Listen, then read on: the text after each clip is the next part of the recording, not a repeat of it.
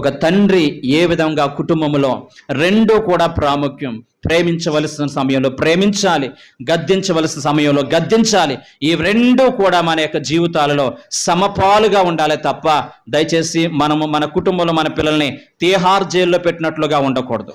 సంఘంలో కూడా విశ్వాసాన్ని తీహార్ జైల్లో పెట్టినట్లుగా వాళ్ళతో మాట్లాడకూడదు, వీళ్ళతో మాట్లాడకూడదు, ఎలాగ ఉండకూడదు అని చెప్పి కొన్ని కండిషన్లు పెట్టి బాధ పెట్టేవారు ఉండకూడదు. At the same time freedom ఇచ్చేసి లేదా విలువైనటువంటి సమయంలో గద్దించవలసిన సమయంలో చూచుచున్నట్లుగా ఉండిపోతే కనుక అది కూడా ప్రమాదమే. కాబట్టి దావీదు తన వ్యక్తిగత జీవితంలో మొట్టమొదటిసారి రాజ్యాన్ని ఎలా పరిపాలించాలంటే న్యాయముతోనూ అలాగే కృపతోను నేను రాజ్యాన్ని కట్టుకోవాలి. ప్రైజ్ హల్లెలూయా. దావీదు రాజ్యము తరతరాలకి స్వాభతిష్యంగా ఉండడానికి ఒక ప్రధాన కారణము దావీదు 40 సంవత్సరాలు కూడా 30 సంవత్సరాల